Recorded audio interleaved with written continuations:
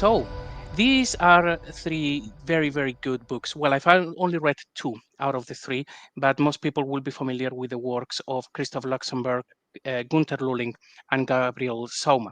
So these individuals, they have put forward the idea that the Quran was, in fact, first Aramaic writings, and then translated quite poorly into the Arabic language. Now, they get obviously criticized quite a lot because Muslims will just insist on the book being revealed in Arabic, perfect Arabic to that, in the 600s and so on. It's like, well, it didn't happen. It just simply didn't happen. So, and if you read any of these books, you will really realize the sheer amount of problems that the Quran has because of the script and how it's been hidden and edited through time. Obviously, for us, is quite good to have a look at the works from Saint Murad because we can then zero in on actual problems, as opposed to what some of these individuals did. For example, Christoph Luxemburg. So what he did, as far as I can tell, and how he describes it in his book, is he went all the way back to Al-Tabari, who recorded the commentary of early Muslims, scholars, of course.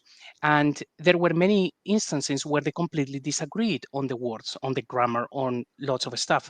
So that for him was the trigger of, hang on a minute, if Al-Tabari is actually talking about scholars from the previous 200 years or so, and they already disagreed about what a word actually meant, that means it was not Arabic because they certainly would have understood it. We have a 1400-year gap to that language, but for them, it would have been very, very recent. So if they disagreed, there was a problem. Then he zeroes in on the problem and he translates the words back into the Aramaic, and lo and behold, it actually makes sense. So we can have a look at a couple of those examples. We're not going to go into a lot of detail. I would recommend anyone who is interested in this to just pick up the book, read it, and it's going to blow your mind because they went into a lot of detail. I prefer Christoph Luxemburg to Gabriel Sauma, but you read both and then decide which one is better for you. So on the very next slide, so we have actually added one extract from his book.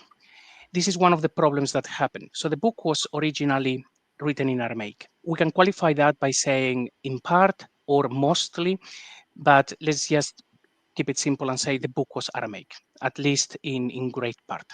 The problem with the language was that the early Arabic, before they added all of those dots and dashes, all of the diacritical marks and the vocalization, you had 6 consonants which were absolutely unique. You could actually tell what that consonant was immediately every time without fail. But the other 22, so most of them, you couldn't. You actually had to understand them by the context and how they actually joined with other consonants and the whole thing being a mess. And of course, we have all heard the argument of, well, this is because they didn't need to know what consonants there were because they had oral tradition.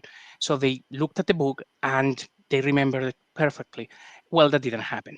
It just didn't happen. That's why there are those many Kira'at, and anybody that thinks, no, these people really remember the whole thing and it was so amazing, it didn't happen. Okay, if that's what you think, I really can't help you.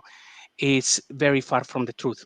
The level of, say, oral tradition would have been the person who actually writes the book, which is Rasam only in this very early script. He would only be able to read it if he already knew what it said. But then we have the kirats, which they appear much later, and they have many different words, not only because of the vocalization, but the rasam is also different. And we're going to delve into that in future shows as well. So these people, they just didn't have that oral tradition that we've been told. Hence why in all of these shows, we're going to show examples and examples and examples of what the Quran actually said from the moment it was first written in Aramaic all the way until now. Well, things changed, particularly when they translated the book and then they canonized it probably 2 or 3 iterations later. And it was a mess. It was impossible to really distinguish them. They try to cover that with oral tradition, but that didn't happen. And then you get some very hilarious stuff. For example, so we have the word caliph, So the way that it is actually written, it is actually a feminine form. so it would be Halifat 2, so the caliphate in English language, if we wanted to do a similar translation. But they say, no, no, no, well, there's a rule, and that rule means, well, it's masculine, trust me, he would I lie to you. Well, it didn't happen. The thing is, the case ending for feminine, masculine plural in Aramaic gets confused when it gets translated into Arabic. Not all the time, but quite often enough.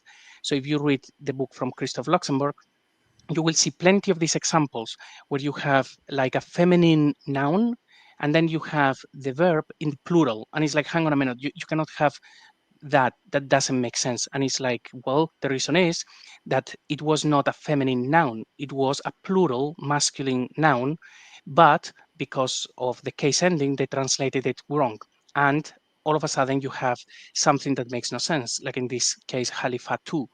And then you have the problem of, well, you have to create a rule in magical Arabic, because otherwise things are just not all right. And we have a couple of other examples that we're going to just show very quickly. So the next one being, so this one is a funny one. I have left there on the right-hand side the rest of the argument. Basically, the argument is between the top copy and the bottom copy. So in case anybody wants to see that, but otherwise just get the book and it will be from that. So in the Arabic, if we translate a particular sentence, which is, it would translate as, are the two equal to each other as example? And that doesn't make any sense. It's really grammatically wrong. However, if that sentence is then understood as being an Aramaic sentence, the proper rendering would be, are the two examples somehow equal? But in order to make that happen, obviously you need to accept that the language is Aramaic, and that is a bit of a problem for Muslims. But you can see the problems, and Christoph Luxemburg actually gives tons and tons of examples like this.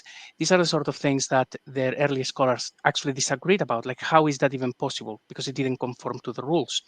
Something that we have highlighted in there for future usage is that by doing this process, or this process of canonization or translation from the Aramaic to the Arabic, the alif lam, the definite article, becomes superfluous on this particular example. For instance, we're just dropping that one there because it will become incredibly important later on as we go on with other shows and we show like deeper and deeper arguments.